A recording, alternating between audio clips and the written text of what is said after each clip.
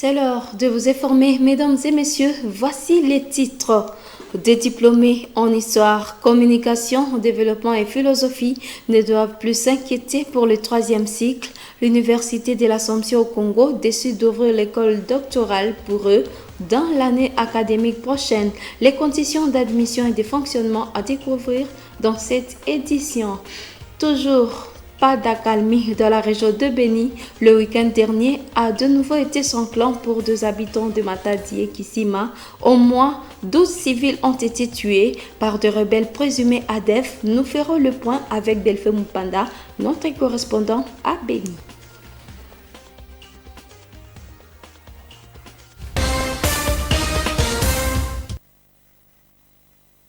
Voici le détail. Bonne nouvelle pour les licenciés ou masters désireux pour suivre localement leur troisième cycle.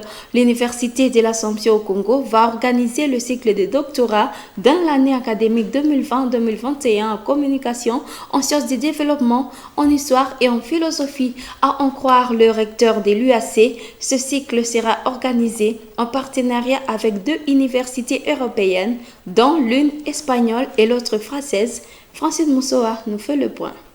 C'est devant la presse, ici dans son office de travail, que le recteur de l'Université de l'Assomption au Congo a annoncé cette nouvelle. Dès l'année académique prochaine, l'UAC va organiser le troisième cycle. Les domaines concernés sont la communication, les sciences de développement, l'histoire et la philosophie. Le révérend père Wilfred Kibanda parle de la concrétisation des partenariats engagés avec des autres universités catholiques européennes, notamment l'université ecclésiastique C. Damaso de l'Espagne et l'université internationale dominicaine de la France. Nous voulons organiser à l'Université de l'Assomption au Congo, l'IAC. Il s'agit de l'organisation du troisième cycle en partenariat avec deux universités pour faire suite à la recommandation du ministère des tutelles qui travaille sur la relève du personnel enseignant dans nos établissements. Notre ministère porte le souci de travailler à la relève, c'est-à-dire à la spécialisation des jeunes pour assumer les responsabilités des professeurs d'université de demain. Pour ce troisième cycle, les séminaires se dérouleront les uns en présentiel et d'autres en ligne. Et les frais académiques seront fixés par l'UAC en fonction du contexte congolais. Le révérend père Wilfred Kibanda invite les licenciés et masters désireux pour suivre localement leur troisième cycle à prendre d'ores et déjà l'inscription. Notre projet, c'est de mettre toutes les structures de communication au sein de l'UAC. Donc, c'est inclus dans le frais que le doctorat va payer.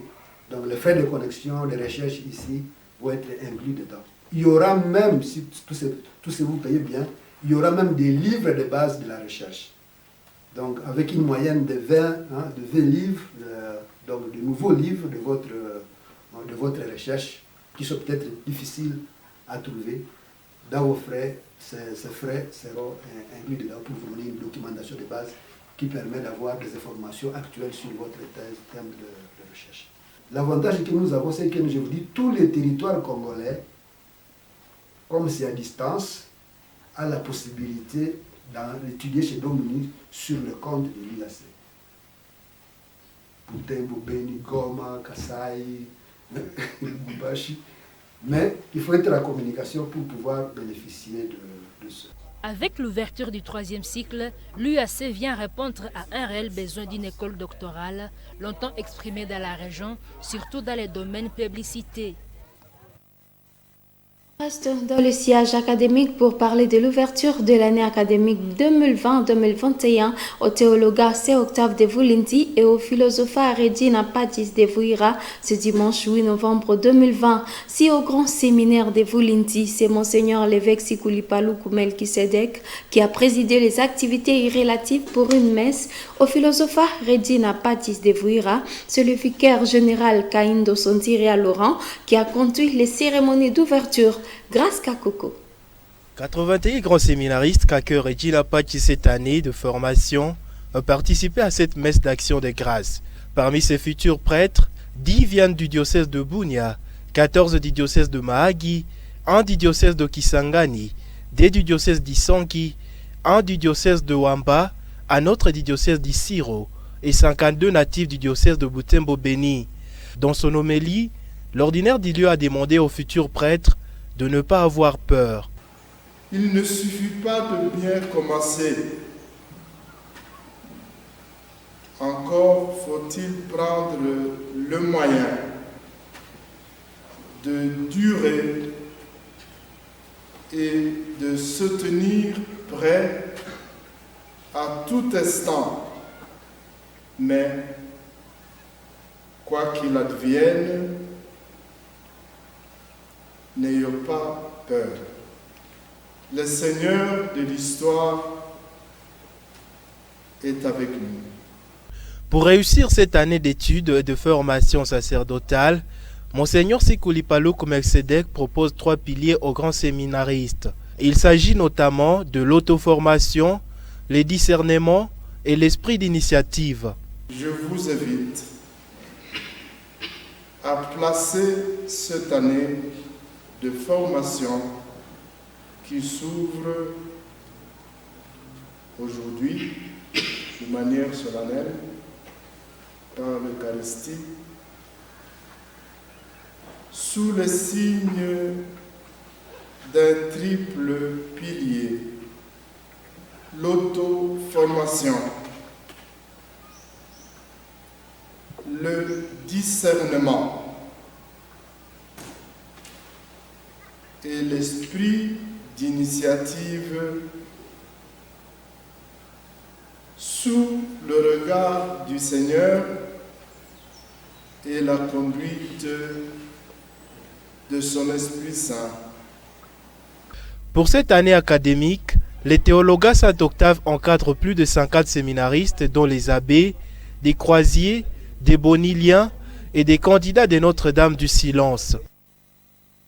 Au tourne de chapitre, en séjour à Butembo depuis dimanche 8 novembre dernier, la délégation du ministère national de l'Industrie a été reçue par l'évêque du diocèse de Butembo Beni. Dans leur entretien, les deux parties ont échangé sur l'installation des complexes industriels à Moussienene dans le cadre du programme gouvernemental des zones économiques spéciales, une initiative saluée par l'évêque du diocèse de Butembo Beni.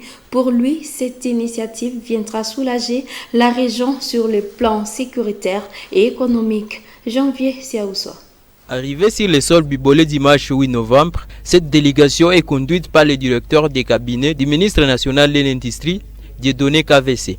Monseigneur l'évêque a, au sortir de cet échange, exprimé un sentiment de satisfaction en attendant que ce projet se concrétise. Une délégation que je reçois très volontiers est nous porte bonne nouvelle, nous aider à résoudre non seulement les problèmes au niveau économique, mais aussi les problèmes sécuritaires. Parce que c'est que toute la population attend aujourd'hui, c'est de pouvoir vivre en sécurité, de telle manière qu'ils puissent vaquer aux travaux ordinaires de champs et de l'élevage.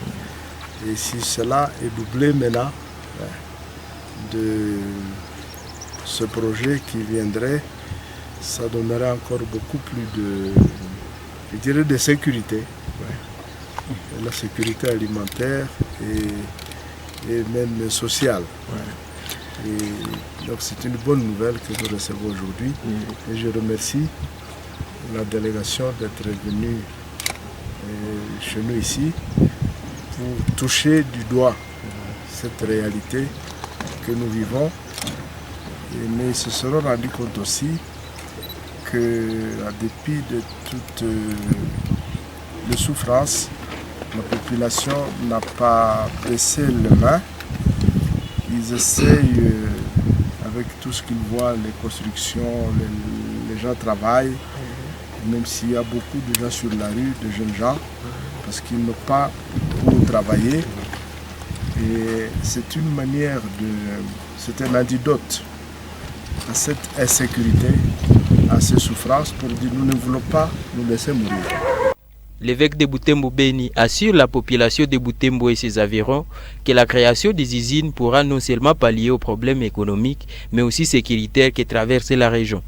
Mais nous pensons que si le projet prend corps et commence, lui-même va se crédibiliser lui-même et la garantie va venir loin. Donc ce n'est pas d'abord un chèque à qu'on donne, comme pour dire voilà, parce que c'est dit, c'est fait. Non. Il faut encore que nous y investissions toutes les énergies et toute la volonté et le moyen pour pouvoir réaliser tout ça. Devant les membres de la Fédération des entreprises du Congo, cette délégation a transmis les mêmes messages. Rendons-nous à Beni, où 12 civils ont été tués dans 2 attaques différentes attribuées au groupe armé ADF dans 2 secteurs du territoire. Il s'agit des attaques perpétrées à Baeti et Mabaou dans le secteur Beni-Mbaou et une à Kisima en secteur de Rwenzori. Delphin Mpanda, notre correspondant à Beni, revient sur ces nouvelles. La première attaque est celle de Kisima, dans le village qui est groupement Bolema en secteur de Rwenzori, environ 25 km de la ville de Beni. Elle a été perpétrée vers 23h30 le samedi 7 novembre 2020. Parmi les civils tués figurent 2 femmes, confirment le centre d'études pour la promotion, la démocratie et les droits de l'homme CEPADO. Pour cette organisation, les combattants ADF ont à la fois pris d'assaut les camps militaires et opéré le porte-à-porte dans le village. Leur incursion aurait duré 4 heures. Outre les 6 civils tués, 15 maisons ont été incendiées, dont au moins 10 boutiques et 5 habitations.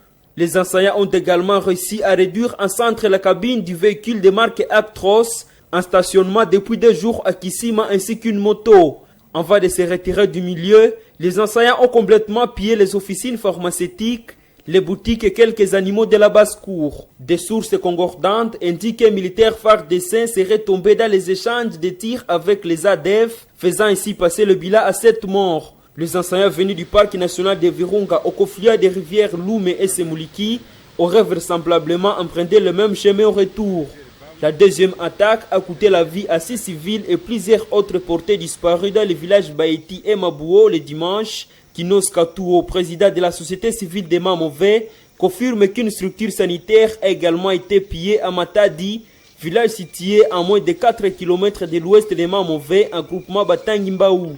La société civile alerte cependant sur le mouvement ADF dans ce coin du territoire de Beni. Le CEPADO rappelle que dans le même secteur, jeudi 5 novembre courant, vers 10h30, 4 civils ont été massacrés à Lumanza Loselose, dans le groupement voisin de Bolema, pendant qu'une femme venait d'être tuée dans Socha à Totsora Oulebo, dans le groupement Malampo. C'est là après que l'on ait mentionné mardi 3 novembre le meurtre d'un couple à Mamové dans le secteur de Benimbaou. Ici, les victimes avaient été calcinées dans leur maison. Avec le récent massacre à Kisima, le CEPADO enregistre plus de 1000 civils massacrés par les ADF au cours des 12 derniers mois. Autre chose, dans cette édition, le Front commun pour le Congo FCC s'est enfin exprimé au sujet des consultations menées depuis près d'une semaine par le chef de l'État, Félix Tshisekedi, en vue de la formation de l'Union sacrée de la nation, alternative à la crise politique qui secoue le pays. Le FCC regrette que cela se fasse au lendemain de forcing fait par Félix Tshisekedi à la Cour constitutionnelle, ce qui, d'après le FCC, a cristallisé la crise politique.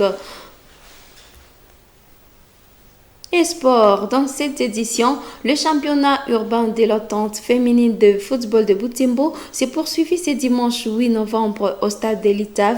À l'issue de cette 3e journée, Graben Sport a dominé Neige Blanche des Catois. Les rouges et blancs l'ont emporté sur le vert par un score de 4-1, le positionnant à la tête du classement provisoire avec 6 points sur un total de 2 matchs joués. Les 2 formations étaient à leur 2e rencontre dans cette compétition cette saison pour une confrontation qui a débuté fin septembre dernier après la levée d'état d'urgence sanitaire. Dans une autre rencontre disputée une semaine avant, l'AS Yami a aussi perdu à Neige Blanche un score de 0-3. Voilà ce qui nous mène pratiquement à la fin de cette édition. Merci à vous de l'avoir regardé.